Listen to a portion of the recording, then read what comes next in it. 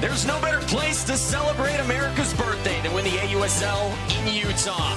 Olympian Breezy Johnson is here for Game 2 between the Carolina Blaze and the defending AUSL champion Utah Talons, who wrap up their home slate tonight as we welcome you to Salt Lake City alongside the two-time Olympian Natasha Watley and Sydney Supley. I'm Noah Frary, and the Blaze took Game 1 last night, and now they go for the sweep here tonight. And we are ready for action here at Dumke Family Stadium.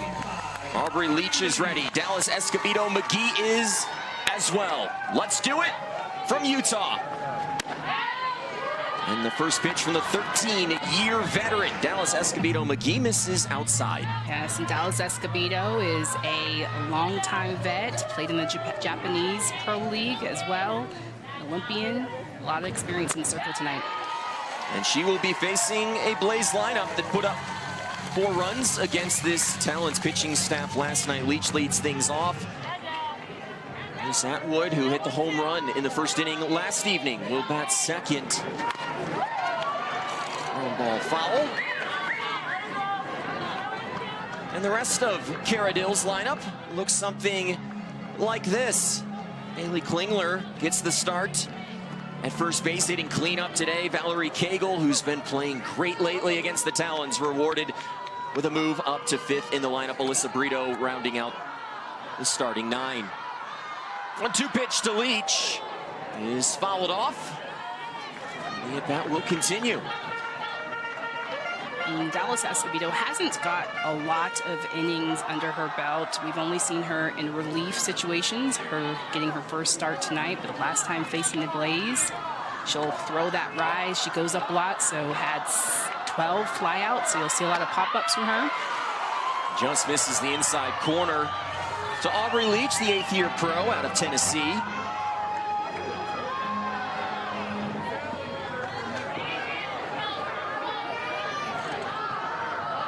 Two pitch, and Leach continuing to battle. Dallas Escobedo, she's around 65, 66. Her ball, it kind of floats, very deceptive. A lot of break, a lot of movement, side to side with that curve in, backdoor curve, and also that rise. Just off the plate.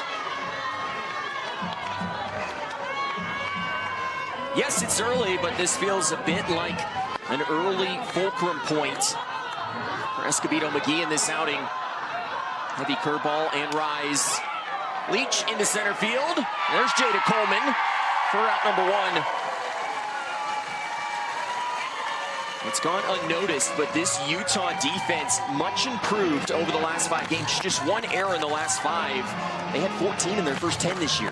Yeah, and that was a big thing, a big key for them, especially after losing that series to the Cascade, was shoring up the ball on defense. And I think a lot of that has to do with the outfielders. Jada Coleman back in center field, a lot of speed. Leah Andrews and also Jalen Alchin in left field.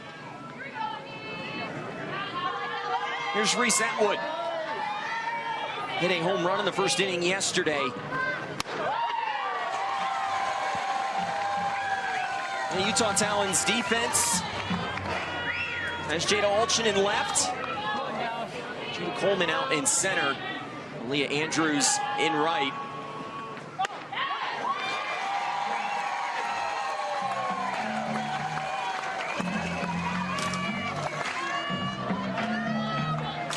Atwood having a big rookie season so far, already 5 home runs.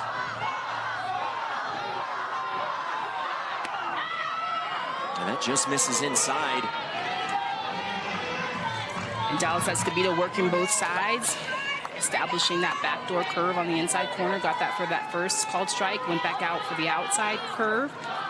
So working both sides of the plate today. Grounded to short, flipping, gloves it. And there are 2 down. Mention the outfielders for the Talons. Alchin, Coleman, and Andrews, a great outfield. Around the infield, Woolery flipping. Savannah Jaquish, Bri Ellis gets the start at first today. And Charlize Palacios is behind the plate. That'll bring up Dakota Kennedy now with 2 outs. Much different start already to this game for the Blaze. They scored 4 in the top of the first inning. That was all they would get in yesterday's 4-1 win over the Talons.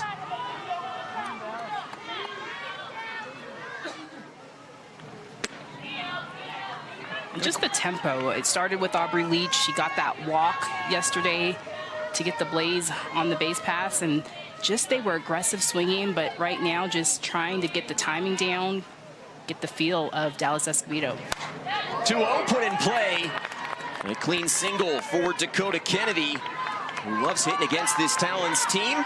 And if you're looking for the Texas Volts and Chicago Bandits, it's currently airing on CBSSports.com. Big weather delay in that game earlier.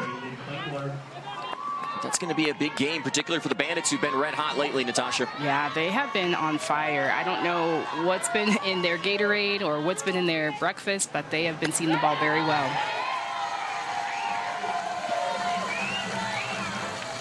Here's Bailey Klingler. 5 hits, a home run, 4 RBIs in her last 3 games. It's been a huge re-addition to this lineup, coming back from Japan.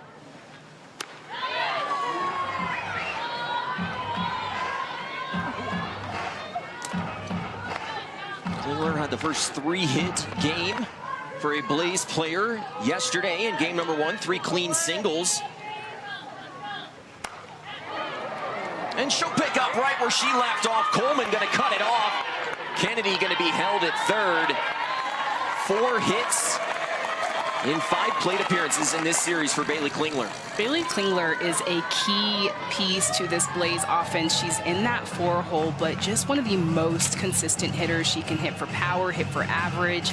And since she's been back since last Friday, she has been on a roll and has been making the Blaze have some contributions offensively. And already an early circle visit. Starting to feel a little bit like last night's game, where we saw the Talons pitching staff threatened early. It was Taylor Tinsley who made her second pro start. Did not record an out, only lasted 4 batters. And Montana Fouts, we were told that she would be hot today. Starting to get warm down in the bullpen. Yeah, and absolutely just good timing. And you can imagine probably with Dallas Escobedo that there would be a short leash. This has been her first start, so given an opportunity for her to get it done in the circle today. Framo going as well down in the Talons pen. Utah sitting at the top of the standings at 12-5, though their lead shrunk a little bit yesterday, down to a game and a half. Blaze trying to make some noise down the stretch.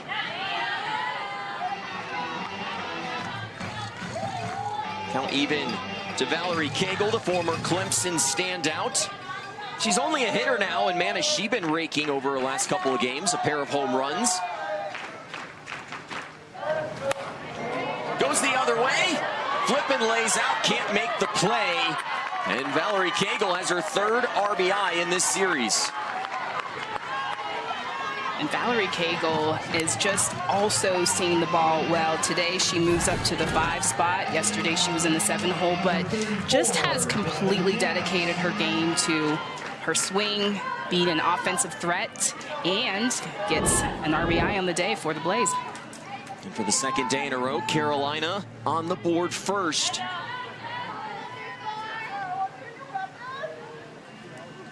Two on, 2 outs for Devin Netz. First strike for Dallas Escobedo. McGee trying to find her rhythm. And this is just kind of the scouting report when you're facing the Utah Talons. It's jump on them early. You get on them early, you can kind of hold on to that lead. Put in play. Andrews has a beat on it, a step into foul territory. Makes the catch for the final out of the inning. But Carolina on the board early for the 2nd day in a row. When you need a win, you turn to your ace in relief. That's exactly what Carolina did yesterday. Yes, Carlin Pickens came in relief yesterday and tag team with Kaylani Ricketts, but just looked incredible. Topped out at 77 miles per hour. She was bringing the heat. Tonight, she gets the ball, and yesterday she just looked so good. She was so in control and got her first save of the season. She'll make her 6th start of the year, the #1 overall pick in the AUSL college draft. She's ready and will face Jada Coleman. And a first pitch strike at 75. She'll face the Utah Talons lineup that saw a little bit of a shakeup. Coleman hit 4th yesterday. She's up to the leadoff spot. Kaylee Wyckoff hitting cleanup. Leah Andrews is a huge threat at the bottom of this Talons lineup. Big week for Coleman already. Had a go-ahead grand slam earlier this week. And I like the idea of having Jada Coleman move to the leadoff position. We've seen her kind of down in the lineup, but just has some incredible at-bats. Her at-bat, that grand slam that she had earlier in the week, just some good eyes, and she just competes. That go-ahead grand slam on the 9th pitch of the at-bat earlier this week against the Texas Volts. Coleman threw the bat, Pickens threw it right down Broadway. Yeah. That's not a great feeling as a batter, right, Natasha? That's the worst, when you're like, yep, I'm walking. Nope, that was a strike. You know you got to sing at anything close after that. Yeah, but 3-1 count. I'm taking 2. It's got to be perfect. Payoff for Pickens. Right back up the middle, off of Pickens. And unable to make the play, Coleman goes down in a heap. She's safe. They may check on her. She had a recent stint on the injured list that she's returned from. Jada Coleman, just a spark plug, in my opinion, at the top of the lineup. I love this decision. She competes. She gets into a 3-2 count and just smokes this ball and still able to leg it out. That's going to be a clean single. That's the right decision. It was going to be a tough play for Pickens to make. So Coleman is aboard for Jadlyn Alchin. Alchin has been the Talons' hottest hitter. Moved up into the 2-hole of the lineup for Cindy Ball Malone, and all she's done is hit .472 with 7 extra base hits and 11 RBIs. That's going to get away from Atwood off of our home plate umpire, Willie Lopez. And Jada Coleman is going to be at second. And Carlin Pickens now trying to go to her changeup, just trying to mix up the speeds a little bit. And that's the key, is just trying to not chase that down pitch if you're the Talons, trying to make her bring that pitch up. Grounded the other way by Alchin, who put together a really nice at-bat in the 7th inning against Pickens last night. 9 pitches, worked a single, and gave this Talons team a chance to come from behind. They were not ultimately able to complete the comeback. We'll check to see if she went around. Yes, according to Lyndon Baptiste, who was our home plate umpire in Game 1 yesterday.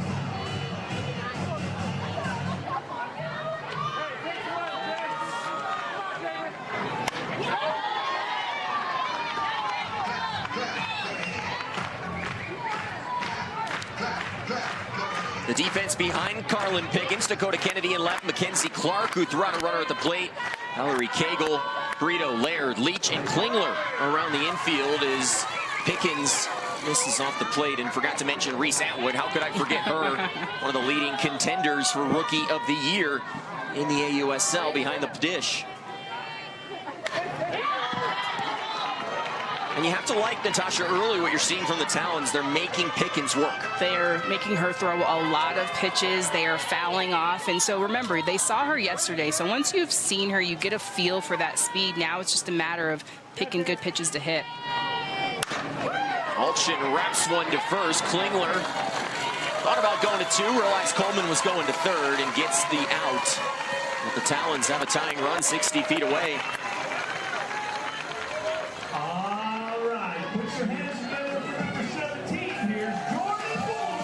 Some early trouble for Carlin Pickens, and now she has to go through Jordan Woolery. Led the NCAA in RBIs this year with 117. She, much like Alchin before her, had a really nice at-bat against Pickens yesterday. Saw 8 pitches in the 5th, worked a single.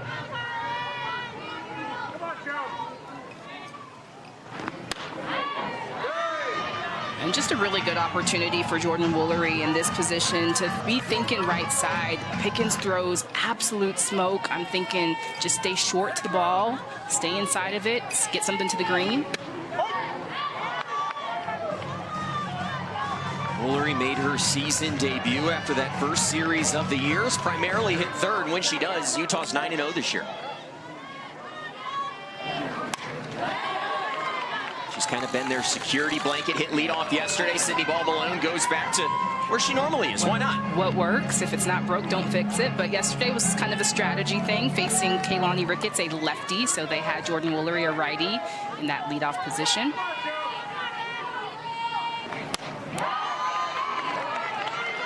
Pickens just has not had that pinpoint precision early in this outing. He's already thrown 18 pitches.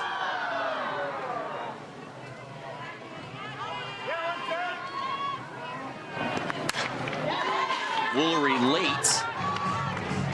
Stays alive. Yeah, but you can definitely feel that the Talons hitters, they are on it. They are seeing her pitches. They're seeing it deep. They're getting bat on ball.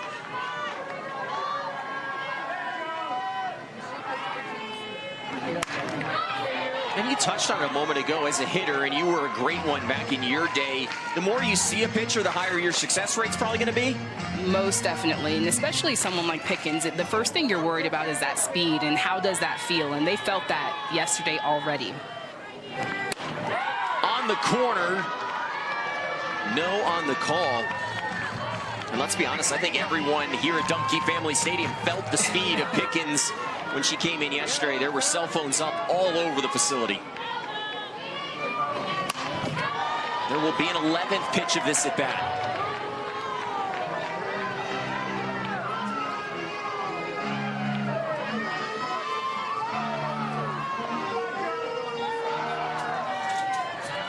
Best on best. Woolery, soft ground ball. Leach thought about coming home, instead flips to first. An RBI for Jae-Woo, and this game is tied. And that's what you want. You want productive outs, hitting to the right side of the defense. Jada Coleman having a good read on this, knowing that this was not a hard hit ground ball, so she reads ball angle, and we've got a tie ball game.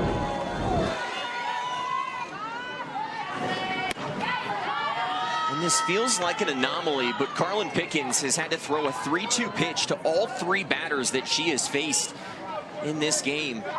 Does not do that very often. Behind in the count here, 2-0. Temperatures in the mid-90s here in Salt Lake City. She's thrown 27 pitches. She's probably starting to feel it a little bit. Yeah, the heat today, definitely probably one of the hottest days that we've had since we've been here in Salt Lake City. So it's prime heat of the day right now, and I'm sure that has a little bit to do with it, and just trying to find a rhythm, and also, you know, throwing back-to-back nights. And a 4-pitch walk to Kaylee Wyckoff. The inning will continue.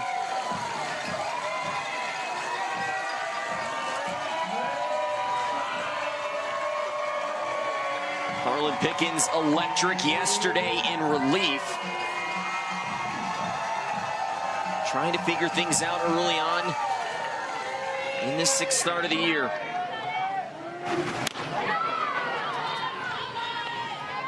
Starts Bri Ellis off with a first pitch strike. Ellis has been such a nice part of this offense since coming back. 3 extra base hits in her last 3 games. To the backstop, Wyckoff going to take the extra 60 feet. Yeah, and I like the aggressiveness from Bri Ellis, but also just doing your homework, seeing Kaylee Wyckoff getting 4 straight balls. And so just those are some of the things as you go down the lineup doing your homework. But I like her aggressiveness. And Atwood took the brunt of that foul ball. You know, Natasha, catcher is a position I've never wanted to play. Me too. We have that in common. I think I caught maybe 1 game in rec ball, and I was the catcher with only 1 knee on the ground. I wasn't even in the full squat, so I don't even know if that counts. But so much respect for catchers, and a lot of respect for Reese Atwood of what she's been able to do, the impact that she's been able to have as a rookie behind the plate. And goes down swinging here. Carlin Pickens has her first K, gives up a run. They're able to pick up the out. Tied after one here in Salt Lake City. We welcome you to Salt Lake City. It's been an entertaining game already. The Blaze getting on the board early, 3 hits in the top of the first inning. Valerie Cagle coming through for a second night in a row to give Carolina the early lead. And then Natasha, it was the Talons who had a really nice inning against KP23. Yeah, and it all started with Jada Coleman just legging out that hit back to Carlin Pickens, but it was the productive out from Jordan Woolery who got the RBI and tied the ball game. This second game will be a series deciding game. Both the Talons and the Blaze have won 2 games apiece in the season series. This will be the final game that they're scheduled to play in the regular season, although we could see them again potentially in the postseason. Yeah, we could potentially see them, and the way that the Blaze has been playing, potentially they could be that 3 team, and heck, they might even be that 2 spot too. She's the 2-time Olympian, Natasha Watley. I'm Noah Ferrari. Sydney Supley is with us as well. Dallas Escobedo McGee getting the start here tonight. A shaky first inning. Looking for a bounce back here in inning number 2.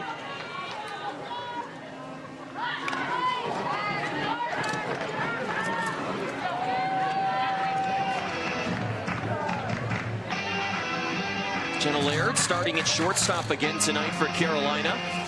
Saw a similar defensive lineup yesterday with Brito at third and Laird at short. Donna Gold remains out of the lineup. Back up the middle, and Jenna Laird leads things off with a single here in the second, and we go down to Sydney Supley. Hannah Flippen, the Utah Talons shortstop, is one of the most decorated defensive players we have ever seen in the sport. And I talked to her about where her love started. She said it's coming from a family of 3 boys who every single morning before school, they would play wall ball, throwing tennis balls against the wall and trying to get each other out. She said that went from trying to beat my brothers to now trying to be the difference maker for my team. And Natasha, you can relate to this at shortstop. She said, I love defense because it's the longest part of the game. I can impact my team and be the ultimate connector and leader for the Talons. So much relatability and so much respect for Hannah Flippen. I love watching her play defense. She can change the tone of the game just by one defensive play, always communicating, and she's almost like another coach out there on how she takes leadership in the infield. We're hoping to talk to Hannah Flippen amid action during the 3rd inning. That could be fun. Mackenzie Clark at the plate. Clark continues to remain in the lineup because she is fantastic in center field. We saw her gun down her 6th runner at the plate yesterday. Still, though, hitless on the year. They'd love for her to get the bat going. Yeah, and just an absolute hose. I took in my notes, do not run on Mackenzie Clark, but trying to get that bat going as well. On the corner, Clark goes down looking. As Dallas Escobedo McGee has her first strikeout on the night. And it almost looks like Mackenzie Clark is guessing a little bit, not sure which pitch she's sitting on. You see a backdoor curve, a curve on the outside, and she just needs to pull that trigger, but gets her looking. Brito on the first pitch into center field. Coleman got a good jump. And back to Clark for a moment. That's not a fun place to be. I know you've been in moments like that over your lengthy playing career. How do you break out of that? You just got to start swinging. You just got to start chipping away. It's the small wins. Can I just now put the ball in play? Next, can I put the ball in play hard? And then that's how you start to squeak through and kind of get through that funk. Back to the top of the lineup now for Aubrey Leach. Swings at the first pitch and hammers it into right field. Brito going to third. Another Jenna Laird, I beg your pardon. First and third now with 2 outs.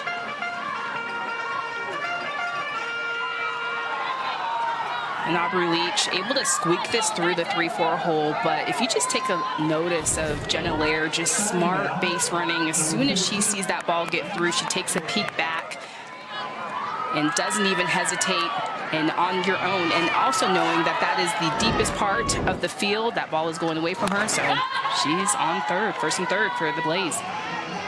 And they have Reese Atwood at the plate. It was Atwood who hit the second pitch of her first at bat in the first inning yesterday out of the ballpark to put the Blaze up early. Swings it hard here. Over the glove of Olchin, it one-haps the wall. 2 runs are going to score. And for the second night in a row, Reese Atwood delivers. How about Reese Atwood? I mean, she is just seeing the ball so well. And when she's got runners on in scoring position, she's hitting .667, and so she wastes no time again to cash in today. But this ball just gets away from Jalen Olchin too, just not sure where she was with the fence. And also, you kind of think about the sun to shade combo. That ball comes into the shade. And now the Blaze, they're up 3-1. And Utah, for the second day in a row, making an early pitching change. Dallas Escobedo McGee's day is done. Megan Faremo coming in when we come back. Back in Salt Lake City, a 3-1 Blaze lead early. And if you're looking for the Texas Volts and Chicago Bandits, that game is currently airing on CBSSports.com. The Talons going to the bullpen early for the second night in a row as they turn to the former UCLA standout, Megan Faremo. Yes, and Megan Faremo, just a power pitcher, a good compliment to Dallas Escobedo. She can go both sides. She'll go curve, backdoor curve, and she'll go with that rise. But what she's been going to more often lately is that drop ball and trying to induce a little bit more ground balls for herself. This was the league's top pitching staff, but they have been hit around a little bit early in this series. 4 runs in the first inning yesterday, 3 through the first inning in 2/3. And the Blaze still threatening here in the top of the second with Dakota Kennedy coming to the plate.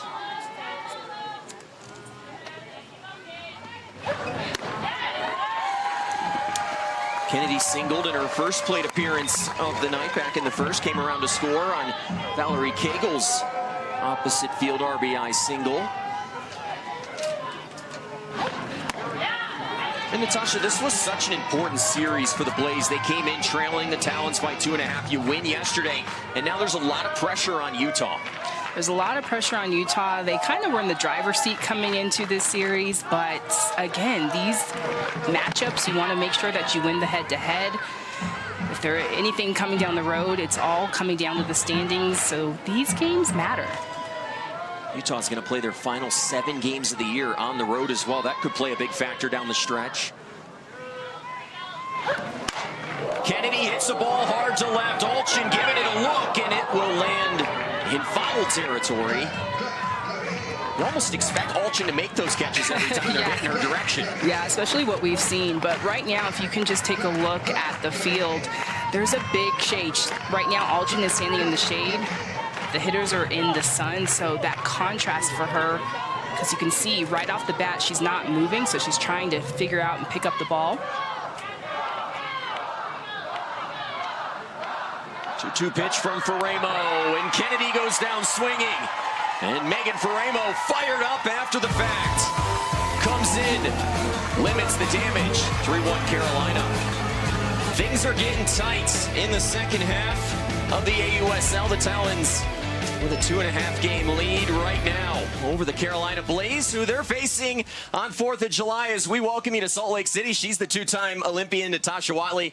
I'm Noah Frary, and we felt like it was the best way to celebrate America's 250th birthday with a hot dog. How else could you do it, Natasha? Cheers. Oh, I'm so excited. We're going to eat this on live television. Yeah. Eat your hearts out, America. So good. Pretty good. Yes, this is fantastic. I was always told not to talk with my mouth full, but that was almost impossible in that moment. Sydney Supley, can you help us out? Well, happy 4th, guys. You guys said it best. The most patriotic way to eat a hot dog. And the American Classic sparked quite the controversy between both teams. The Talons They were team ketchup and mustard. However, the LA girls, they taught me something new. They said you can put bacon, mustard, and peppers on your hot dog. And then if you look over at the Blaze, they say the only right answer is ketchup. However, Jordan Rudd said nacho cheese. Reese Atwood said, I love hot dogs more than anybody else. My dad bought me a grill my freshman year, so that way I could put hot dogs and sprinkled cheese. She claims that's the best way to eat it. But no, if I learned one thing, it's that what makes a great softball player is eating a lot of hot dogs, and that I need to spice up my combinations a little bit. Protein is the key. Hot dogs certainly provide a lot of that. A strikeout there as Charlize Palacios goes down looking. Pickens now with back-to-back strikeouts. Yeah, I didn't know there were going to be so many variations with the athletes of their combinations on hot dogs. Who knew? I was in Chicago earlier this week, and I tried my first Chicago-style hot dog. It had a pickle on it. Oh. It was interesting. Yeah. Did you like that? It was okay. All right. I prefer just mustard on my hot dogs. I know. We both were simple. Ketchup, mustard. I don't need a lot. You don't want to overcomplicate things. That's what you have a burger for. Right. One out in the inning as Savannah Jaquish grounds to third. Brito across the diamond. And this is exactly what you wanted to see out of Carlin Pickens, a nice rebound. And that's all it is about. It's that short-term memory. How are you going to bounce back? Yes, that first inning, throwing a lot of pitches and just trying to find the strike zone. But now you want to settle in and, if anything, use your defense, and that's exactly what she's doing. 2 quick outs in the inning, and we will get a third. A bounce-back inning for Carlin Pickens. A 1-2-3 inning as the Blaze come back to bat. A 3-1 Carolina Blaze lead after they took game number 1 against Utah, applying a lot of pressure right now on the AUSL's top team. Yes, and the Talons looking pretty good, and just a bounce back from yesterday of just trying to make some things happen.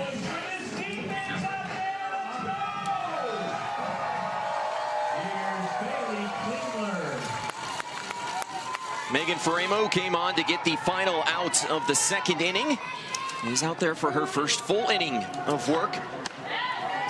Face Bailey Klingler, who's been the thorn in the flesh of this Talons pitching staff. 5 plate appearances this weekend. She has 4 hits. Yeah, and Bailey Klingler, just an impact player, an offensive player, just a ball player. She can play on both sides of the ball. Hits the ball hard to left. Alchin's back on it. And this deep Dumke Family Stadium kept that one in the yard.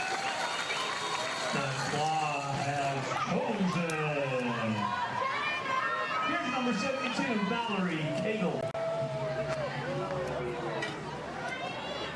225 down the lines, 235 to center field. Biggest ballpark in the AUSL by far. Here's Valerie Cagle. Cagle had an RBI single, has 3 RBIs in this series. Has earned back-to-back starts. And Natasha, when you get an opportunity like Cagle's gotten, this is exactly how you want to take advantage of it. Absolutely, and she has really established herself in this lineup as an offensive threat.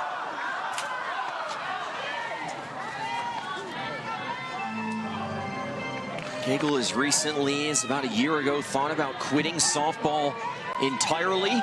Redeveloped a love for the game in the offseason over in the Netherlands.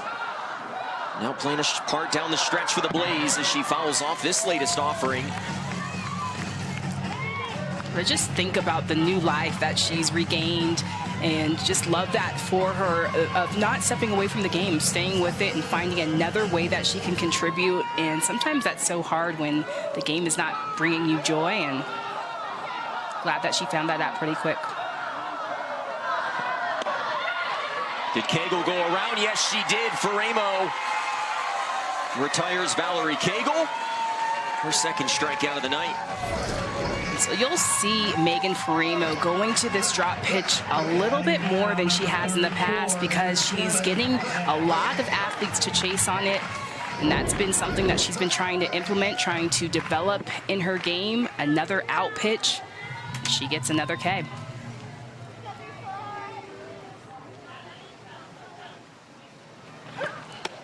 And throws a first pitch strike to Devin Netz. Nets had a chance to drive in another blazed run in the first, flew out to right in foul territory, stranding a pair.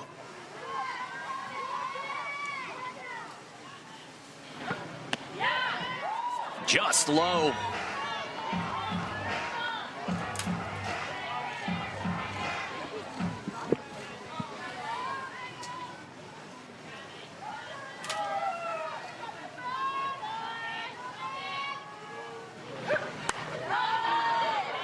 And you really have to like what Faraimo's come in and done, similarly to what we saw Georgina Korek do yesterday for the Talons in relief of Taylor Tinsley. Yes, really coming in and settling in and setting the tone for the Talons on the defensive side. Just attacking these blaze hitters. She's going right at them. Here's a look at Korek.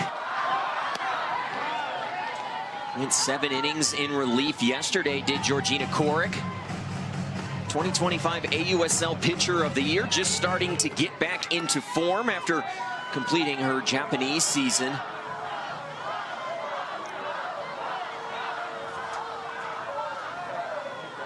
The timeout called by Faraimo. Looked like there might have been some confusion with the PitchCom device that relays the signs from the dugout to the catcher and ultimately to the pitcher as well.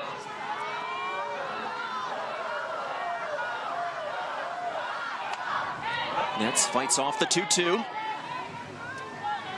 GM Dana Sorensen talked about Devin Nets and just said that she wants her to be a hitter. She doesn't want her to think about that she's a pitcher that can hit, and so has called on her to just really hone in on her craft of swinging the bat as well. She's a hitter first. And the hitter will put one into right field. No single with 2 outs as the inning continues for Carolina. Nets now with a 4-game hitting streak after that single. Stepping up to the plate now, number 17, here's Jenna Laird. That'll bring up Jenna Laird, who led off the second inning with a single off of Dallas Escobedo McGee. Would come around to score in that frame.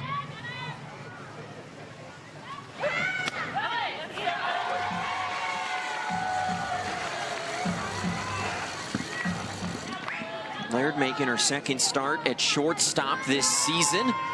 Former Gold Glover at the collegiate ranks at that position for Mizzou. Goes the other way. Alchin giving it a look, and it lands a few steps into foul territory. And Jenna Laird, just in the preseason camp, just wowed the coaches because honestly, you can put her anywhere. You saw her play in the outfield a couple of starts, but I remember watching her at Mizzou, just incredible hands, incredible footwork, fun player. Faraimo again steps off the rubber. Pitch clock was winding down. Maybe a little bit of gamesmanship right there. Pitch clock only at 15 seconds here in the AUSL. Ground ball up the middle, off the glove of Faraimo. Had that gotten through, it was probably going to be a clean out. Yeah. Those are always the tough ones, especially as a middle infielder, just, you know, letting your pitchers know, hey, I got you, let that go. But obviously your first reaction is to go for that if you're making Faraimo. That's Laird's now 3rd multi-hit game of the season. Runners on first and second and 2 outs. Touched on Mackenzie Clark struggles at the plate last time she came up. No better time than the present to break out of a season-long slump. Absolutely, and just keeping it simple. Trying not to overdo it, not overswinging, tracking the ball deep. Fouls that one into the mitt of Palacios behind the plate. Yeah, and you see her pointing to her nose, just keeping your head on it. That swing, she's completely bailing on it, so keeping her head, tracking it a little bit more. Fouls that one off way ahead. Clark, one of the best players to ever play at Clemson University, a standout center fielder for John Rittman's Clemson Tigers. One of the new powers in college softball.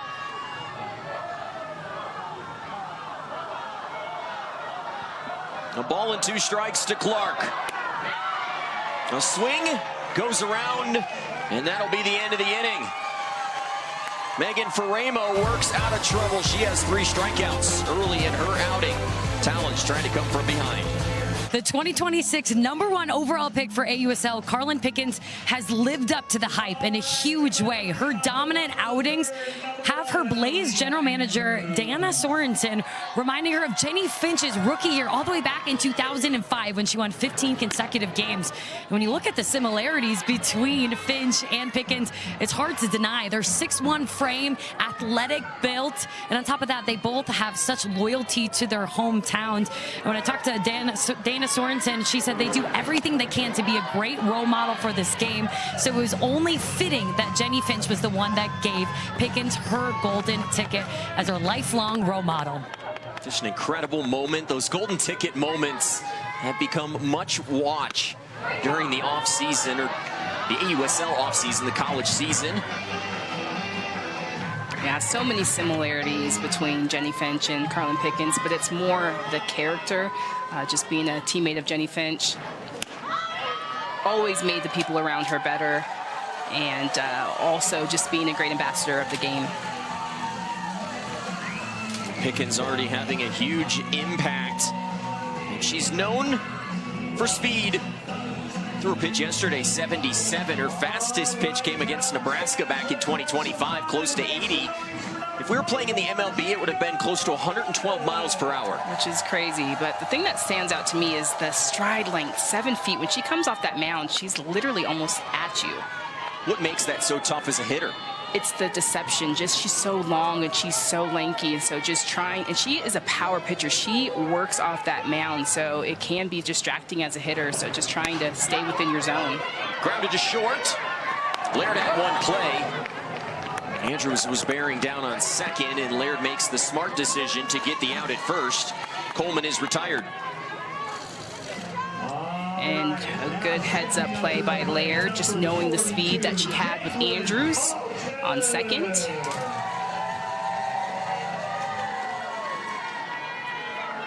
There's Jadlyn Alchin.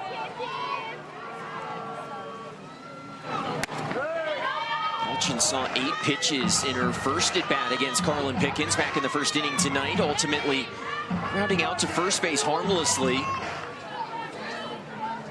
Saw 9 pitches in an at-bat off of Pickens yesterday. That gets away from Atwood as Andrews advances 60 feet. Yeah, and this is the part of the lineup for Carlin Pickens where she got in trouble in that bottom of the first. So again, just having to find that zone.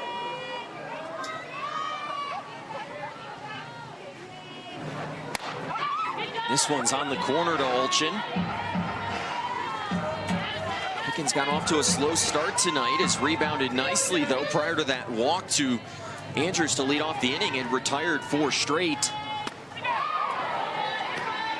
And Alchin a little bit out front. Yeah, that's a changeup, and that was 64 miles per hour. 64 miles per hour, which is, you know, what some other pitchers are throwing their hardest stuff at. So crazy for Alchin to be out in front on a 64 miles per hour pitch. Even crazier to think that that's about a 13 mile per hour difference from the upper end of Pickens' velocity. Wild.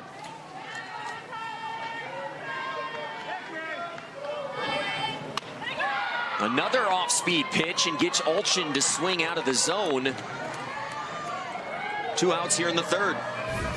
And Carlin Pickens was struggling with that changeup in the bottom of the first, but goes to it back-to-back and is able to get a hot Jadlyn Alchin swinging. Woolery fouls off the first pitch. And I don't know about you, Natasha. You were a former hitter, so you might not like what I have to say right now, but I am excited to see the continued progression of Carlin Pickens now as a professional. Oh, absolutely. I mean, I am too. She can only get better, right? And I think for me, what I would love to see her do is just be able to split the zone just a little bit more. Obviously, right now, she's hard and down, which I think makes her great because she keeps the ball down. A lot of these pitchers, if you elevate it, but if she can start to get some respect in the upper half of the zone, I think she'll be great. And you were a former slapper. I feel like you would have liked down and hard. No, actually that's the worst for a slapper. Anything that's hard and down, it's hard for picking pitch selections, picking where the strikes are. It's almost better when you have pitches that are eye level, so it's easier to see them. So that's what makes her effective, because it's hard to kind of decipher, you know, if that ball is going to continue to go down into the zone. 1-2 low to Jordan Woolery. Delivered an RBI ground out off of Carlin Pickens back in the first. That allowed Jada Coleman to come in and score the first run of the game for the Talons. Threatening again here. Woolery inside third. Makes the big turn at first. She'll coast into second. 3 innings in, 2 RBIs for Jordan Woolery, and the Talons are back within 1. Yeah, Jordan Woolery, again, just a clutch hitter. She never wastes any at-bats, especially when there's ducks on the pond. And this is a 2-2 pitch, and she knows right off the bat that gets another run in for the Talons, 3-2. And that was Jordan Woolery's first extra base hit in the last 6 games. Yes, she's been on base a ton. The Talons would love to see her start to do more damage.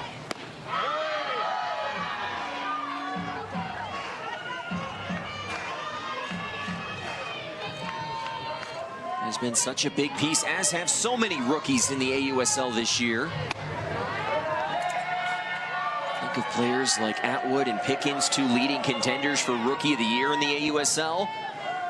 I would not want to be someone who has to vote on that award. I know, right? That's. I hope that maybe they can split it. Pitcher of the Year, Player of the Year. But definitely the both of them, just the rookie campaigns that they have been putting up, they have just definitely both have been making a case for potentially being Rookie of the Year. Wyckoff worked a 4-pitch walk-off of Pickens in the first. She's ahead 3-0. That caught the upper part of the zone. Zone a little bit different here at the pro level, about 1 softball taller than at the collegiate level. That aided Pickens there. And now Pickens has back-to-back strikes. Yeah, and just good location. She's spotting that drop ball a little bit better than she was in the bottom of the first. The payoff. Wyckoff stays alive. She's been one of the best stories in the AUSL this season. Got called up out of that reserve athlete pool a couple of weeks ago. Hit her college ball at Arkansas, and in the pros, she has just raked. Earned her spot on this team, probably for the foreseeable future. Grounded to first, Klingler has it. And a tag for the final out of the inning. The Talons get a run back. It's Jordan Woolery doing what she does best. And Jordan Woolery being Jordan Woolery, but she gets the Talons back on the board.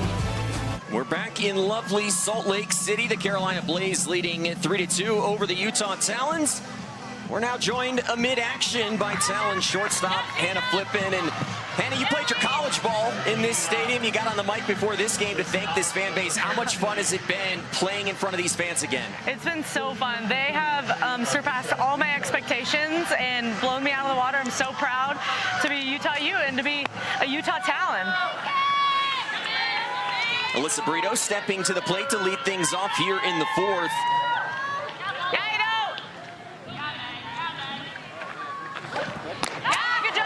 So Hannah, you know I love watching you play defense, and anytime I get to chat with you, I want to talk defense. And so you were coaching a U team. You were coaching Caitlin Lowe's daughter in Tucson, Arizona. Caitlin Lowe, the head coach at University of Arizona, her daughter, an Olympian. But just talk about when you're teaching defense, what are the first things that you're teaching young kids? Oh, man. Well, first off, what an honor to have Natasha Watley say that she likes watching me play defense, so that's pretty cool, and thank you. But honestly, it's just, I honestly teach the kids, like, just to play. Like, I grew up throwing the tennis ball against the wall with my brothers before school, and so the biggest thing, I think, is just to play and to develop that hand-eye coordination. And I think as you get older, the rest kind of come, and but I always say, like, there's no such thing as bad hops, just bad infielders and bad feet. So if you have bad feet, you're going to get some bad hops. So just have really good feet. No, I love that saying. Like, it's, hey, you know, it's your feet are, your glove is where your feet are. Exactly. Okay, so I want you to talk about Savannah Jaquist. She's never played second base. Talk about what makes her so great. Yeah, I mean, it's exactly what I just said of how you teach little kids to just be athletes, as she's an athlete. And she is capable of playing anywhere on the field because of that. And she takes a lot of pride in preparing herself. When she found out that she was playing second base, she came out here and took probably 50 ground balls before the game started. So she is a hard worker, but also she's just an athlete, and she's a gamer and wants to play, and she'll play anywhere on this field. 2-2 pitch coming up here to Alyssa Brito. Hits one hard to left. Alchin back on it. And makes the catch on the run for out number 2. So with Jaquist, what were some of the first things that she needed to work on going to be a second baseman? Yeah, just obviously the distance. Yeah, we're in here on a bunt. Obviously the distance going from third base to second base, not only is it farther, but it's on the other side of the field, and so the bat angle's a little different. So first thing she did was get over to that side of the field and start taking some ground balls, but again, it just comes back to good feet. The other day she had a ground ball where kind of stopped her feet and got eaten up a little bit, picked it up, still got the out, but as soon as you stop your feet, that's when you get in trouble. So we just talked about it. Later in that game, she had another opportunity. She ran through it, had a great play at first. So she's also a quick learner, and so that is also a huge skill. She wants the coaching. She wants people to help her. So being coachable is a huge skill to have when you're learning to play new positions. Aubrey Leach at the plate at the moment for the Blaze. And Hannah, switching gears a little bit, your team's been having to face one of the fastest pitchers in the pro level in Carlin Pickens. What have you seen off of her early today? Yeah, I mean, Carlin's a great pitcher. There's no surprise in that. There's a reason why she's here, but we just keep calling, hey, yeah, Jax, hi, babe. Yeah, so Carlin's a great pitcher, but we have this thing in the dugout over here where we're just calling all these pitchers Sally. It's just another arm coming in the circle. They have to go above their head and throw it over the white thing. So not trying to make it too much, but obviously an elite arm and gonna grind out some at-bats and cross another one across the plate. Yeah, Meg! Reese Atwood steps to the plate now with 2 outs. So, Hannah, it's your 7th year AUSL, 2nd year in this format. Just talk about, from the beginning to now, just kind of from your perspective and the differences that you've seen. Oh my gosh, 7th year to now is just the growth that we've had in this sport, not only in this league, but just in the sport in general, has been so incredible. And then to have us go from playing every game in Chicago and Rosemont, some days we didn't have the greatest turnouts. We were playing on Tuesday nights and it was cold, and to going to places like this where we're selling out on the 4th of July, like people could be doing so many other things, but they want to come here and watch pro softball. And I think it's a testament to those before us, like Tosh and Caitlin, and the rookies like Jordan coming in here and taking up space and just balling out. Well, Hannah, we're going to step away and let you play defense. Thanks for joining us. Thanks. Go Talons. Ball and 2 strikes to Reese Atwood as Megan Faramo misses off the plate. So cool to see where this game has come. She mentioned players like you, Caitlin Lowe, Kat Osterman, so many.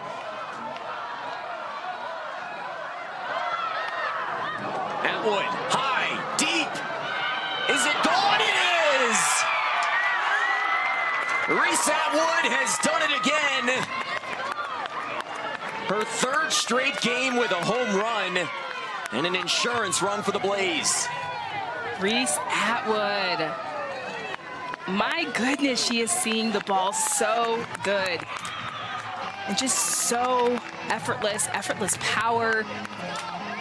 I love her confidence at the plate right now. Just take a look at this. She just turns on this. This is a screw on the inside pitch. A little bat flip too.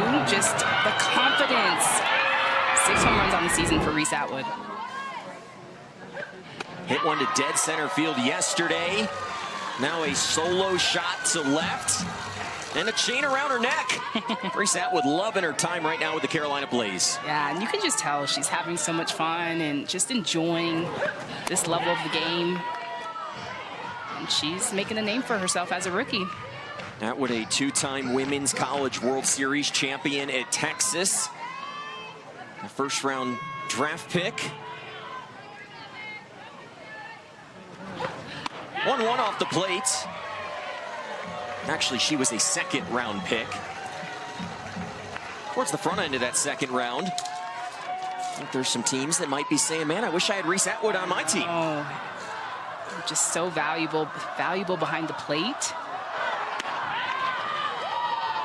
But as we mentioned earlier, that rookie class that is in the AUSL right now, so deep. We're seeing people who were drafted in the third, even fourth round, like Kenley Cahalan, just having big impacts. Right, and Dakota Kennedy, too, another rookie here, up to bat. 2-2 fouled off. Kennedy, a single and a strikeout so far tonight. She was the first batter that Megan Faremo faced when she came in relief for Dallas Escobedo McGee, who started tonight's game.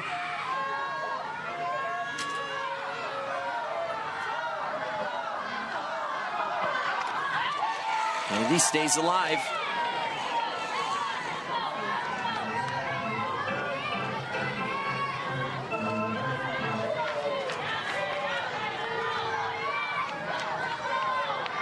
Faremo trying to respond after the home run. Kennedy the other way, it's foul. And I think one thing that is worth talking about, you think of a player like Reese Atwood and just all of her experience in the postseason. This is a Carolina team that's in the hunt for a postseason spot right now. Absolutely, and just the way that they've been playing, the way that they've been able to put at-bats together, put runs on the board, they're becoming a scary team. Kennedy just continuing to fight here off of Faremo.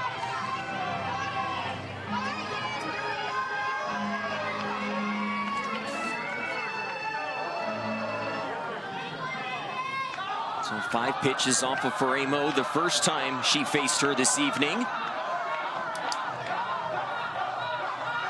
2 balls, 2 strikes, 2 outs. Grounded to second. There's Jaquish, much improved in the infield. Gets the final out of the inning, but another long home run for Reese Atwood. Yes, and just tell me how you're having fun being a pro without telling me a little backflip, a little Reese Atwood, another home run. Carlin Pickens' night is done. Emma Lemley, rather, coming into the circle. Yes, and Emma Lemley, she'll be in the upper 60s, but more side to side with that curve. She's got a rise that she'll climb that ladder with. Also, too, has developed a drop ball this season to try to implement another out pitch. GM Dana Sorensen said last year she was just getting in a lot of full counts. A lot of hitters were just continuing to foul off pitches off of her, and so this year coming into the season, she needed to implement that drop ball. So another secondary option for her. There's the 1-1 to Bri Ellis. Struck out swinging off of Carlin Pickens to end the first earlier tonight. Ellis has had a couple of stints out of the lineup, 1 on the injured list. She's missed some games, but back and we're told fully healthy and having a big impact for this Talons team. Count is even at 2 balls and 2 strikes. And Emma Lemley has been pitching great lately, only 4 earned runs over her last 8 innings.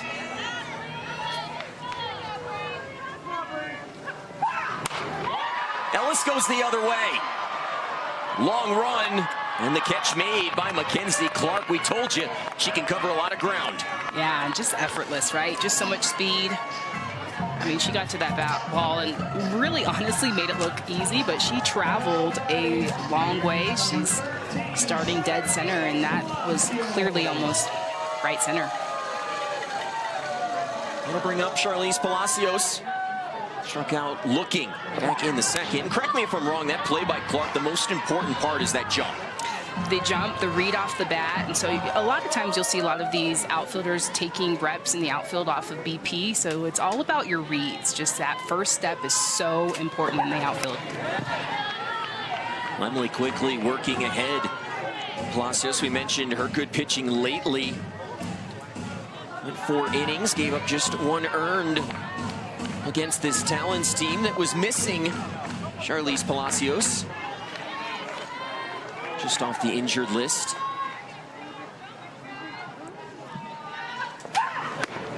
Oh, 2, just off the corner.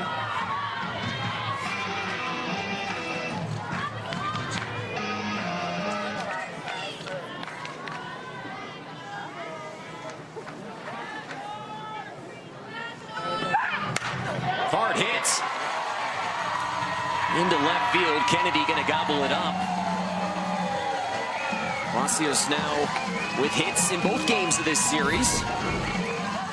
Yeah, and Palacios just staying in that at bat, working from behind. She had a 1-2 count, but you can see Emma Lemley trying to expand that zone. So this was a curve on the outer half, and Charlize Palacios just sneaks that one in. A runner aboard for the Talons. They trail by 2. Utah won the first 2 games against Carolina last week in Durham. They lost the series finale, lost game 1 yesterday. Winner of this was ultimately going to take the season series, as Reese Atwood showing off that arm that's been so good early in her pro career. Yeah, and I will tell you, as a person who has stolen bases, like, you absolutely have to keep your eyes on Reese Atwood behind the plate. She is so sneaky. She's got such a strong arm, and she'll have that no-look. I want to call it a no-look pass. Never said anything like that in softball, but it's almost like she has a no-look pass, and she'll get you sleeping. Leads the league with 4 caught stolen bases on the year. 2-1 to Jaquish off the corner. Held it a little bit longer right there. Trying to get that call for her pitcher.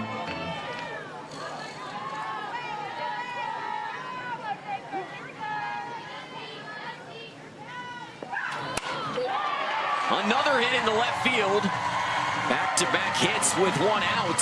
And the Talons have a runner in scoring position. And both Charlize Palacios and Savannah Jaquish are both hitting these curveballs on the outer half, and they're pulling them to the left side. So that is also because they just faced Carlin Pickens, who's throwing upper 74, 75 today. So Emma Lemley, she's got to get those pitches a little bit more off the plate so that they can put any bats on them. And now we will get a pinch runner at second as Caroline Jacobson enters this game. You get a little added speed. Hannah Flippen, who spent some time talking to us last inning, now up and represents the go-ahead run. And Lemley starts her off with a first pitch ball. Got off to the good start to the inning, did Lemley, but a couple of quick singles here, and suddenly she's in some trouble.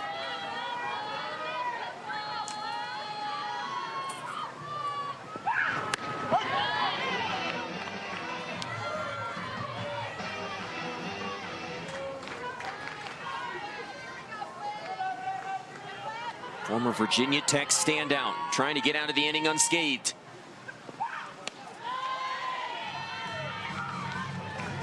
And again, if I'm Hannah Flippen, I'm going to follow suit like Savannah Jaquish and Charlize Palacios. I'm thinking curve. If anything, I want to think right center on those curves. 2-1, grounded to third. Brito steps on the bat, fires to first, and it's a double play. What a play from Alyssa Brito to get Emma Lemley out of trouble. And Alyssa Brito, she just fires me up all the time defensively. Just gets it herself and just has a gun for the third out for the Blaze. To the top of the 5th we go.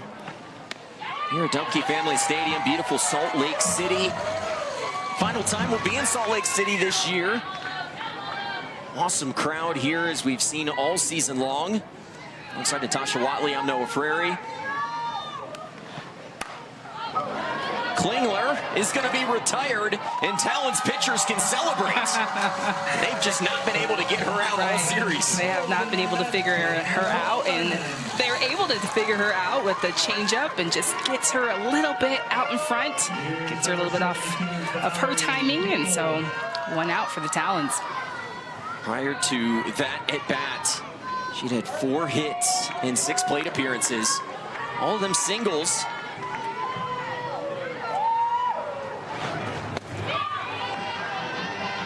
Passes the baton to Val Cagle. Another player that's really hurt the Talons this year. Had her first home run of the season against the Talons in Game 3 last week. 2 RBIs last night, an RBI already this evening.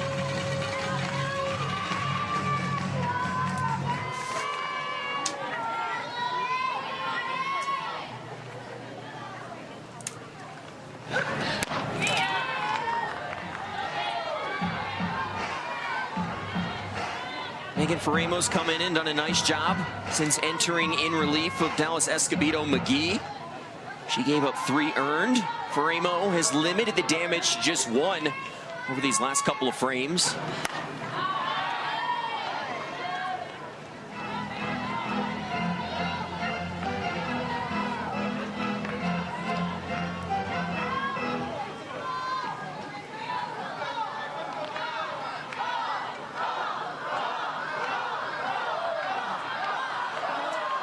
Two-two pitch on the way from Megan.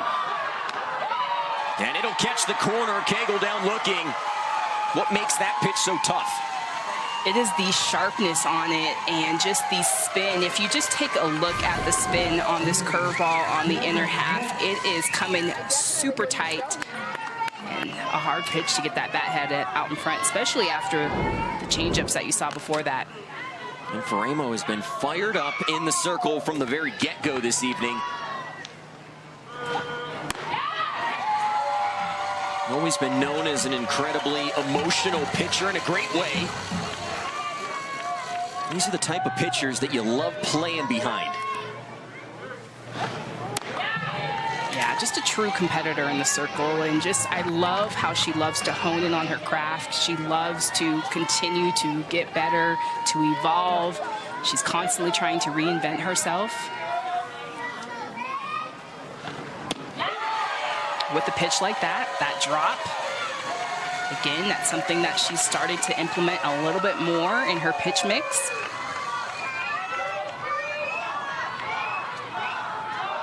And a 5th strikeout. And for Farimo, you'll see her on the international stage coming up in a few weeks. She's on that elite team for Team USA at the International Cup. Team USA going to send 2 teams to the International Cup this season. The elite and the senior national team. Here's the 2-2.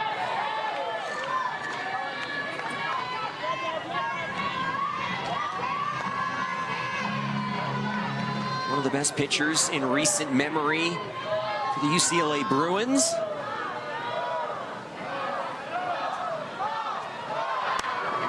Next with a nice piece of hitting, but Jaquish is there for the final out of the inning. She's playing some inspired D at second. And Megan Farimo loving what she's seeing. She's come in and done a really nice job. Carolina up by 2. And Megan Farimo is getting it done tonight. She's feeling hot. Carolina has another late lead, and they are going to Keelani Ricketts. Yesterday's starter. Ricketts coming on trying to preserve a 2-run lead. You can just sense how big these games feel right now for the Blaze with how they're managing this staff. And just all hands on deck, right? Keilani Ricketts got the start yesterday, and I thought she looked phenomenal. Just that drop ball, just a heavy, heavy break, and she had it moving yesterday, had the Talons full.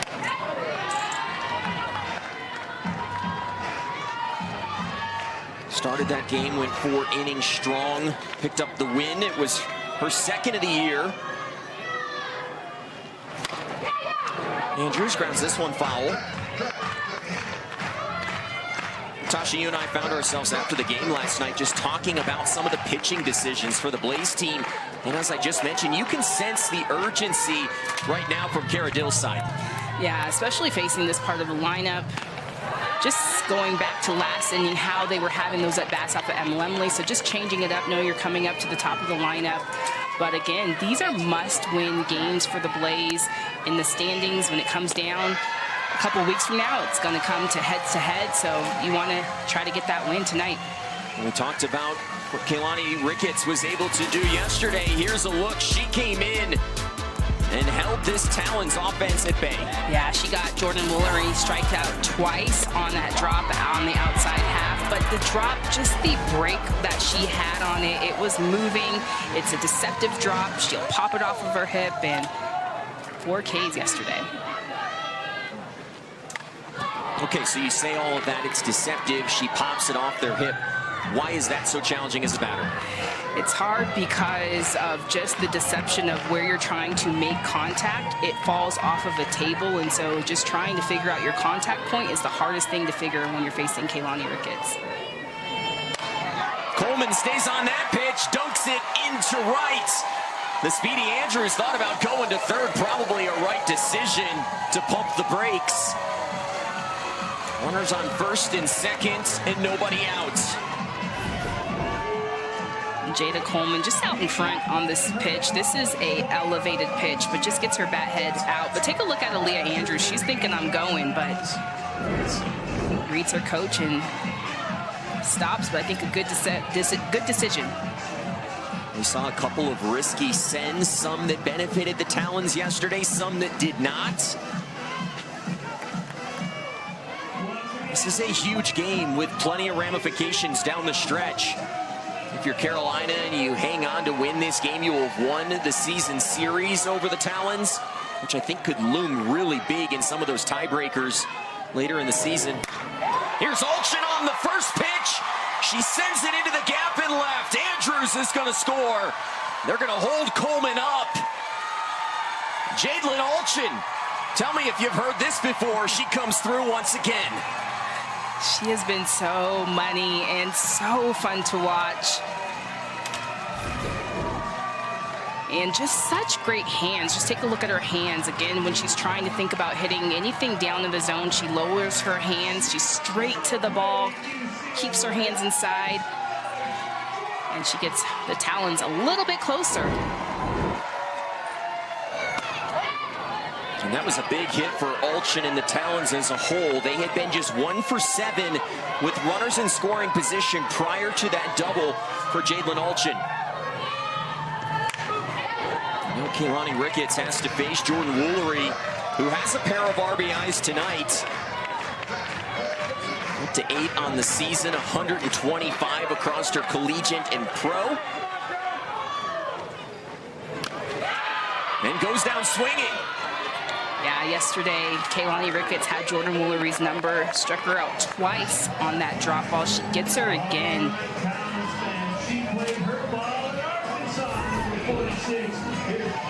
It's just the placement of this pitch.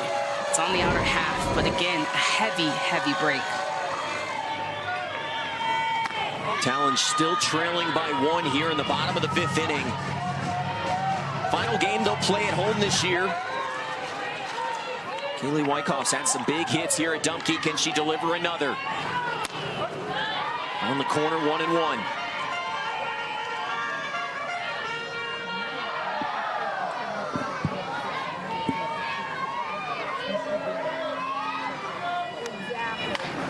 Back to the netting.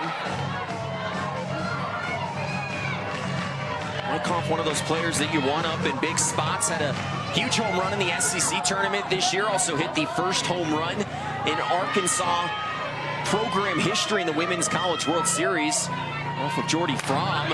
And now Wyckoff lines it to Brito. And credit Coleman, she was paying attention. Those two former teammates having some fun. Oh, you gotta love it. It's kind of like a little cat and mouse game over there, but Jada Coleman was on her game there. Those two start on a couple of national championship teams at Oklahoma. Yes.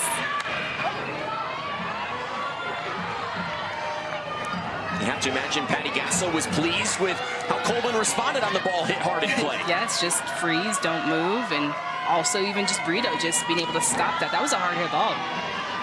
Leave it to an Oklahoma Sooner to know how to play that play perfectly on both sides.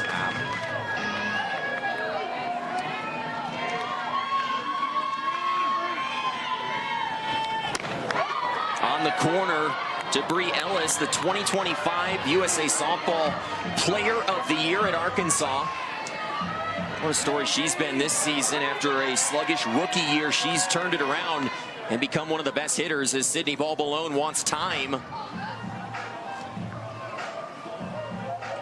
And Sydney Supley, you can add. Well, you guys mentioned it. Ellis has had a transformation sort of epiphany. She said, in understanding last year to this year, I needed to be better at understanding pitching sequences. So the way that she practices it is actually when she's on defense now, she predicts what one of her pitchers is going to throw, looks down at her pitch comm, and sees if she's right. And she said, that is taking my hitting to another level, understanding how a pitcher is going to attack me. And you love that, Natasha. I love that. I used to do the same thing at short. I would put down a number. Just off the corner. At shortstop, when I would relay the signs to the outfielders, I would put down a number of a pitch that I thought, but obviously I would erase if I was wrong. But just playing that game, just trying to think the game with your battery as well. Hard hit, but foul. But how that relates to when it comes to hitting is thinking how pitchers are attacking hitters, you know, how they're setting them up. What's their out pitch? What are they throwing when they're ahead? What are they throwing when they're behind? Ricketts trying to get out of the inning. Ellis living to find another pitch. Sometimes the biggest moments in games happen ahead of the 7th inning. This feels like the biggest moment of this game right now. Here's the pitch. Low, and the count is full.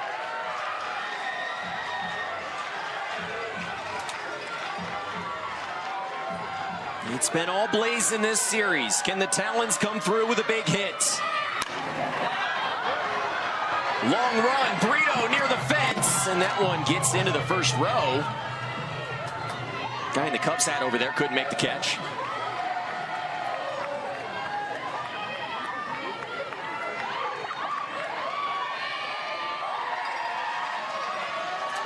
Ellis locking in for a big moment.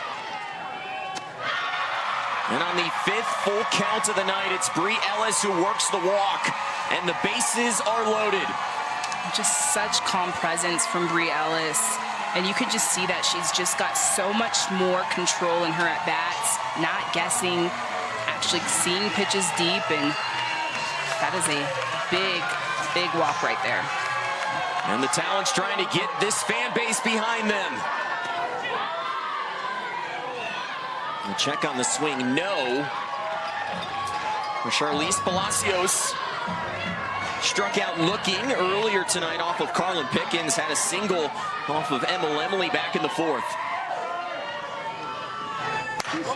Palacios into center field. It's going to stay in the yard. Clark is underneath it. And Kaylani Ricketts limits the damage. She bent, but didn't break. The Blaze continue to lead after 5. Just the fans who've showed up today on 4th of July, but just Hannah Flippen being able to play back at her alum, her alma mater, played at Utah, but just even from talking to her, she talked about how at the start of AU, they used to play in one venue, playing in Chicago, but now playing in all these different markets, and just how she is so connected to this community and just loves being able to play here in Utah. And it's worth mentioning as well, Amy Hogue, the head coach here for Utah, has done a great job building her program at the collegiate level, and this fan base that then led to the perfect storm of this first season of the Talons here in Salt Lake City. Here comes the 0-2 from Ferremo. It's low. She's so cute every single time we see her.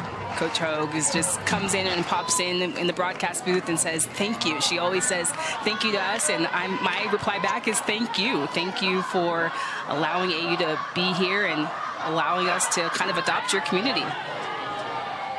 She's been out at most of the games this year. Don't want to shortchange her. May have been out at all of the games, but The city of Salt Lake has just been such a great host all season long. Kind of sorry to see it end. 2-2 as Laird continues to fight.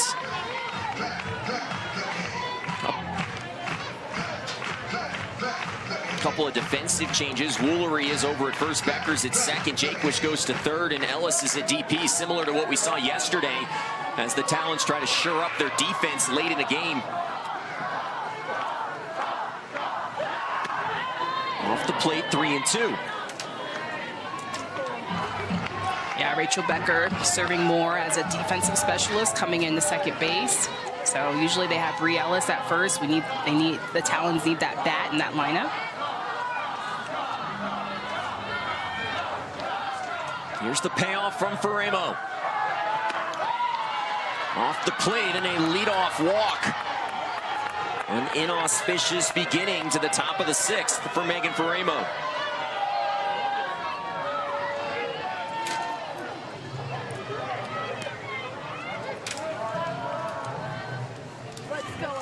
And we go down to Cindy Supley.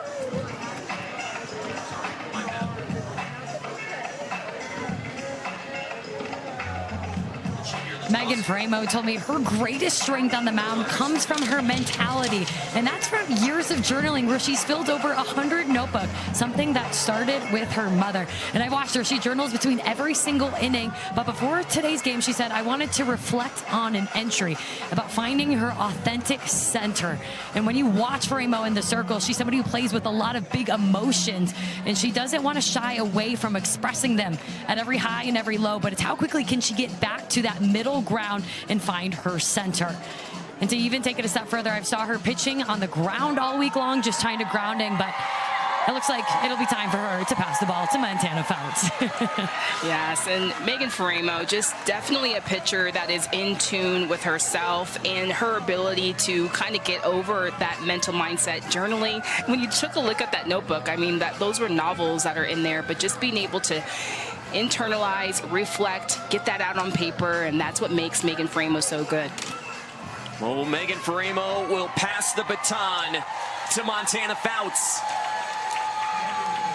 And for what could be the final time here in 2026, Megan Faremo comes off the field here at Dumke Family Stadium. And now it's a moment that we were hoping, selfishly, Natasha, we would see in this game. Montana Fouts has been the best pitcher in the league this year. She is the odds-on favorite to win Pitcher of the Year, and now she comes in with her team trailing by a run. And I think just with the atmosphere and everything that was happening tonight, just this being the last home game for the Utah Talons, and just what Montana Fouts has been to this pitching staff and to this team, and so great to see her get the ball. And Montana Fouts, the last time she faced this Blaze offense, she mowed them down. And Montana Fouts, she has been electric all year, but what's been so impressive about Montana Fouts is her placement of her pitches. She hardly ever misses over the heart of the plate, but she's got that curve, the rise, also has implemented a drop as well. But she'll go to both sides of the plate with that curve in the backdoor curve. Everyone up, ready to watch Fouts.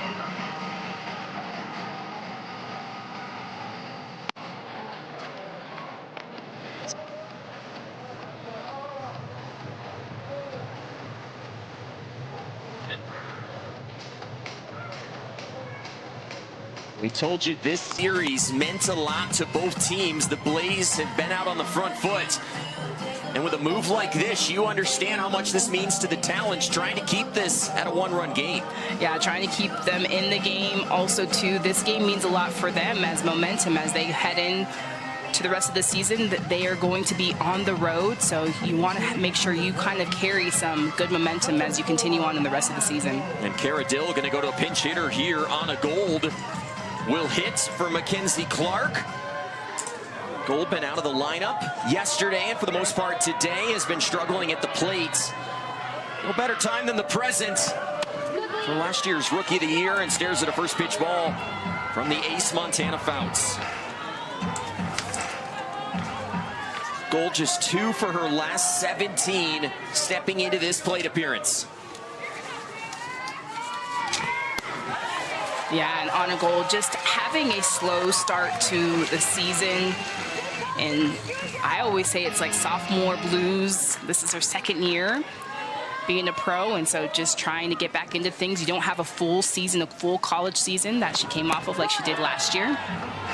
You see a lot of pros kind of struggle with that, unless you're Erin Koffel. Her second year was an MVP year in the AUSL last year. Yeah, and I think it's, you know, it differs from player to player, but trying to figure out what makes you great in that off season, you have to relearn that. And it's challenging because when you're at the collegiate level, a lot of what you do, you're told how to do it, what to do. Suddenly, you end your pro debut, and you're kind of on your own a little bit. Yeah, also, you just get a ton of reps in a college season as well. But again, like you said, Noah, you've got to know a lot about yourself as well. So that comes into play when you're a pro. 2-2 to Gold on the corner, cold strike three. And the moment this Talons fan base has been waiting for has arrived. And Montana Fouts, this is why she is so good. She hits her spot, she attacks. This is a dropout. She gets Anna Gold looking.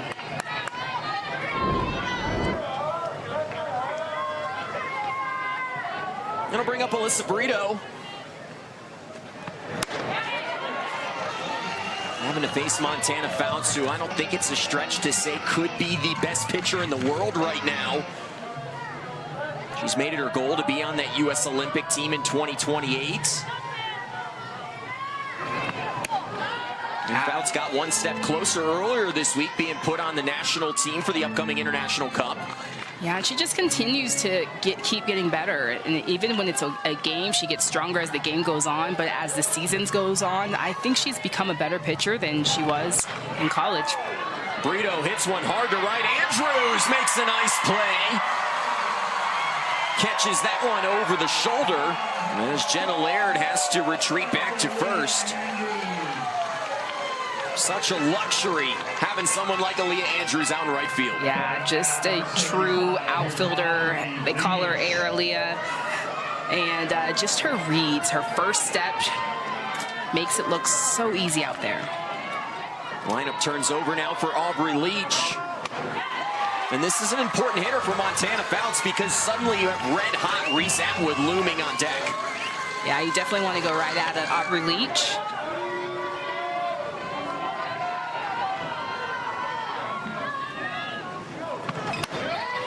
Off the plate to Leach, who's been on base in 14 of the 15 games this year for the Blaze. Exactly the type of production that you want to get out of that leadoff spot she's been able to deliver this season.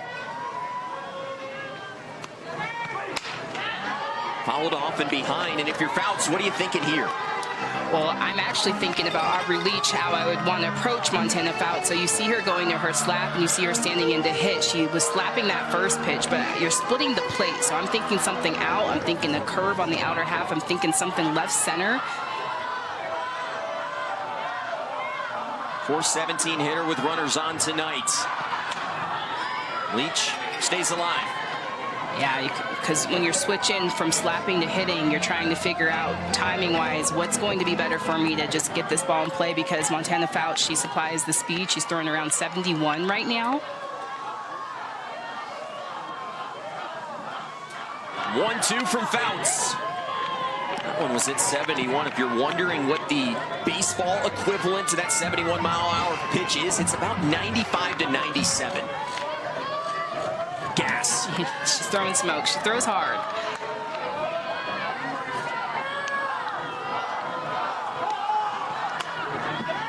Soft ground ball to first. Easy for Woolery. And the best pitcher in the AUSL this year, Montana Fouts, comes in and gets 3 needed outs. The story is the Talons, trailing by 1. Lost game 1 yesterday. Trying to come from behind and win game number 2 as Savannah Jaquish has a first pitch thrown to her by Kaylani Ricketts.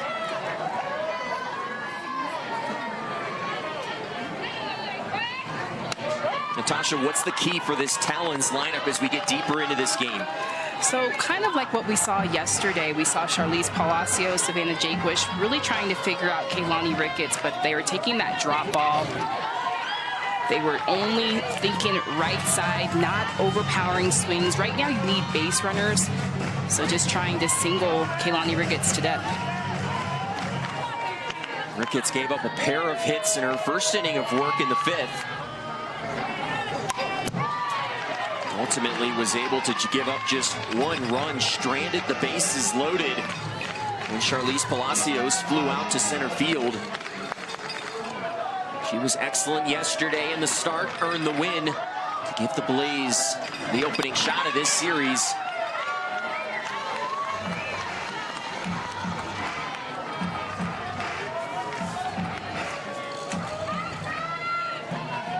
Anxious moments in the Talons dugout. And Jaquish starts this inning with a strikeout. Kaylani Ricketts again with that drop. She was pounding the outer half, but comes back in and spins Savannah Jaquish.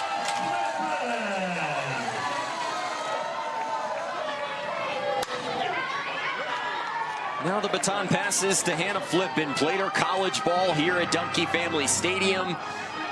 We showed you her kind words of thanks prior to this game for this fan base. Now can she deliver a moment? A couple of good swings off of Ricketts, but nothing to show for it. And Hannah Flippin, just has been so nice to see her back in the lineup. Hasn't done a lot at the plate, but just definitely her presence defensively. She talked how she'd like to change the game defensively. And a clean single into right. And these Talons fans, or should I say Utes fans,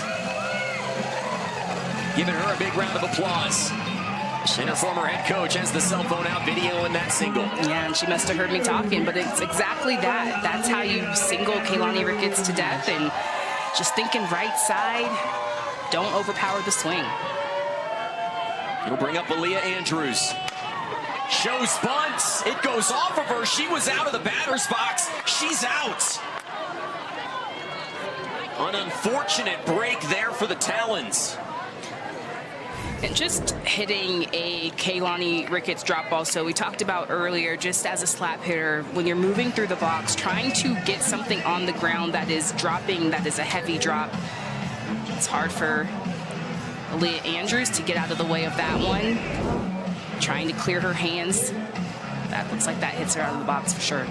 The umpires coming together to discuss. I'm not sure if we've had a challenge yet. They can come together and talk about this.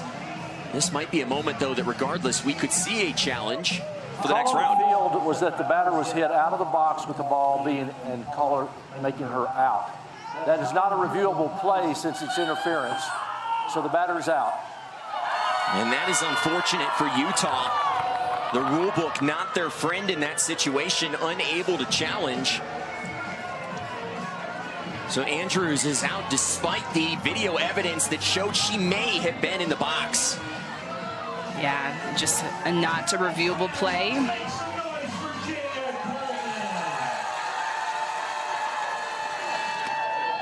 It's low.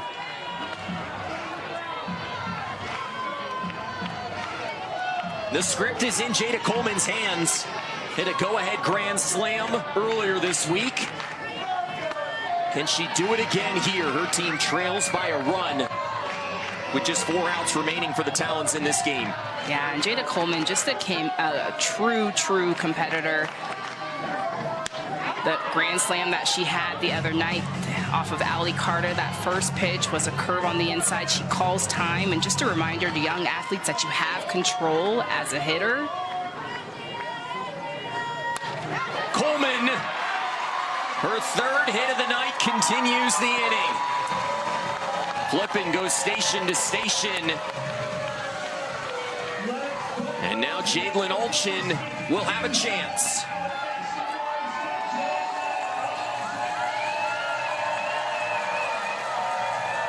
A 4th multi-hit game of the year for Coleman.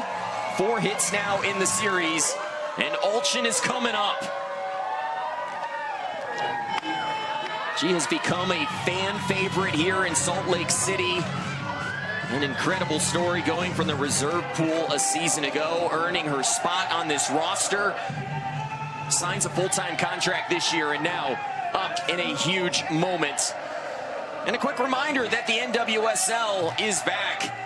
Don't miss the showdown on the pitch as Mallory Swanson and the Chicago Stars host the Utah Royals tomorrow at 5 Eastern right here on CBS Sports Network. And Natasha, what's made Jadlyn Alchin such a good hitter this season? It's been the consistency. She's hit for power. She's hit for average. She's been a hard out.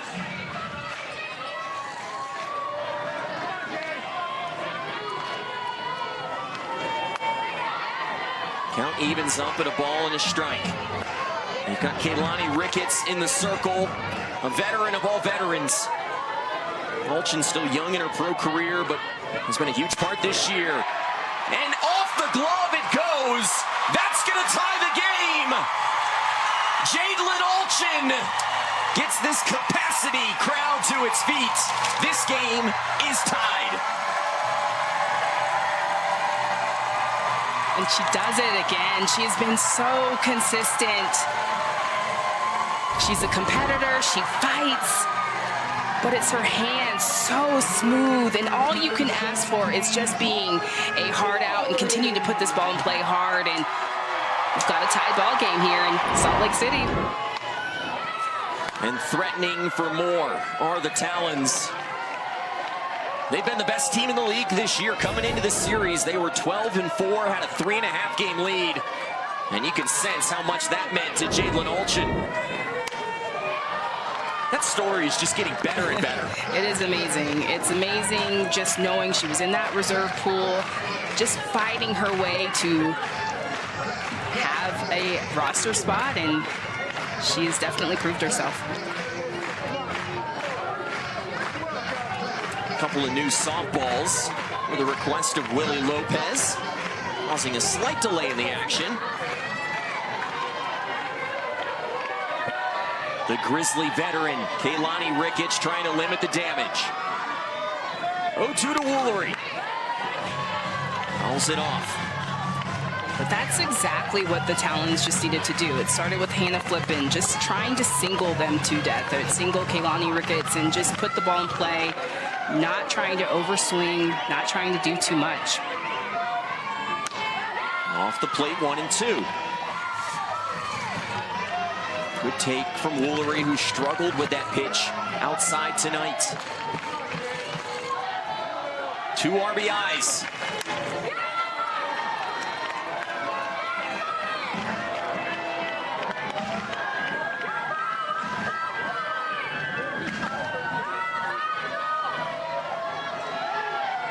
The vet versus the rookie.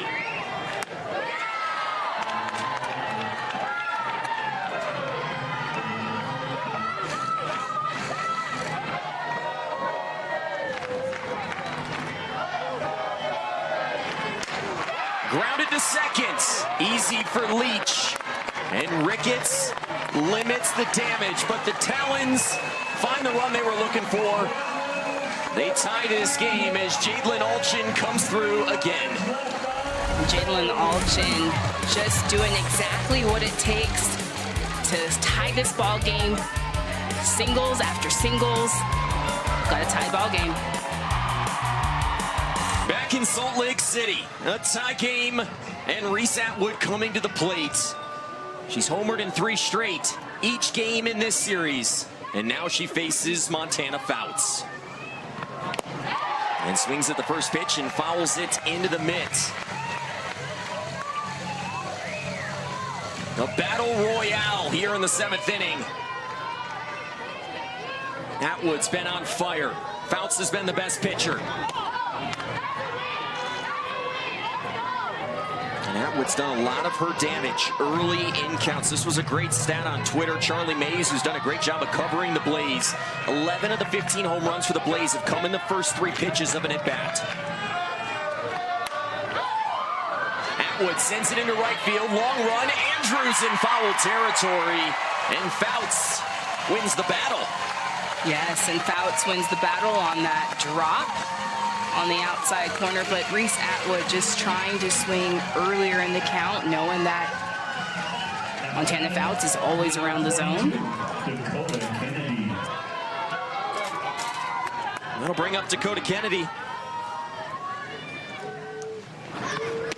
Kennedy singled all the way back in the first. It feels like forever ago. Also struck out and grounded out tonight.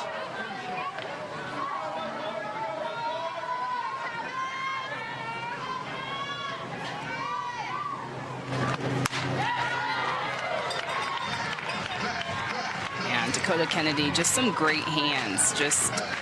I love how soft her hands are to the ball. Again, she's got effortless power.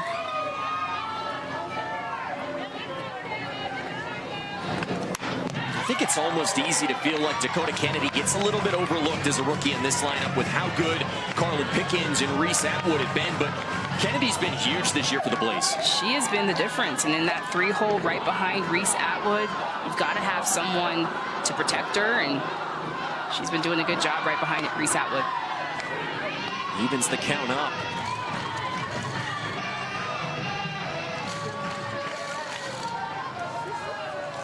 A game with massive playoff implications. The Talons coming into the series, the best in the league. They had a 2.5-game lead on this Blaze team coming into tonight. The Blaze trying to climb up into that second and third spot, maybe all the way up into first if they can play well down the stretch. Top 3 teams in the AUSL standings will make the playoffs this year. 3-2 now.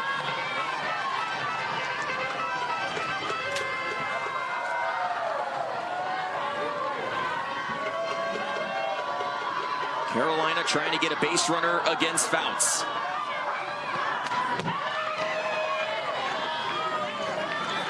Here, I would think about maybe doing a rise ball, trying to change eye levels. So right now, Montana Fouts is throwing her curve, she's throwing her drop. And Dakota Kennedy has been able to get her hands, but I'm thinking if you throw something up in the zone, trying to get her to chase. Grounded foul. So now give me the inverse. As a hitter, 3-2 going up against Fouts. What's Dakota Kennedy thinking right now? She's thinking eye level. She's looking down. So I'm thinking that in this count that she's not going to want to walk me. So she's going to give me something around the zone.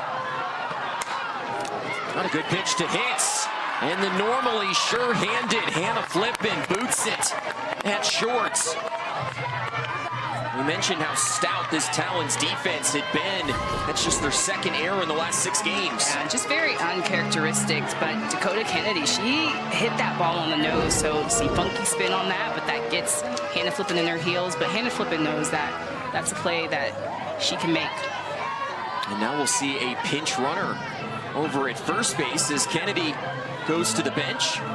That's Jayla Wright, one of the pitchers on this staff, but an incredible athlete. Gives you a little added speed at first base here late in this game with Bailey Klingler, who has 4 hits in the series at the dish. Swinging at the first pitch, a chance to atone. 1, 2, 3. An inning-ending double play. And that's how you make up for the error. And if that does not pump you up, I do not know what does. Hannah Flippin making this look so easy. A little 6, 4, 3, double play. Bottom of the 7th here in Utah. We're tied at 4. And an old friend, Carlin Pickens, back in a game that matters in the standings. The Talons have a 2.5-game lead over the Blaze. A win tonight for Carolina would get them within a game and a half and would secure the season series. The Talons could have a lead of 3.5 games by the end of the night if they're able to win this right here. Yeah, and so this is so important. This is Carlin Pickens' game to lose. She started this game. She's your first rounder, your first selection. 2-time SEC Pitcher of the Year, so definitely putting the ball back in her hands. And fires a strike there on the outside corner. Pickens got off to a shaky start tonight, but settled in. ultimately exited this game back in the 4th when Emma Lemley came out of the pen. We saw Cara Dill turn to Pickens in a save situation yesterday. You could sense the urgency in that move. And similarly today, going back to Pickens shows how much Carolina wants to win this. Fouled off the foot of Wyckoff. She was in the batter's box that time. Clearly that time, yes, for sure. She wasn't moving. This one just looks like it hits right off the top of her toe. Or off of her shin. Even worse. It's crazy how much armor they can put on themselves and it's still going to find an open spot. Just the ball knows. Yeah.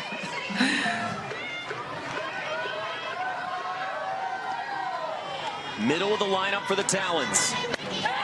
And Wyckoff goes down swinging. And Carlin Pickens was hitting about 75, 74, but then goes to that changeup. That changeup coming in at 66 miles per hour. And then just that change differential fools Wyckoff. That'll bring up Bri Ellis. And Bri Ellis to left. And the Talons have won it.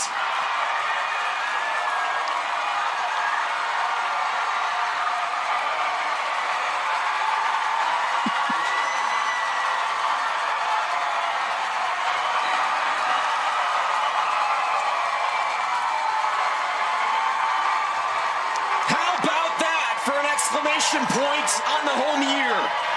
And that is the way you end your homestand. This is the last home game in Salt Lake City for the Utah Talons, and no better way than to have a send-off than this.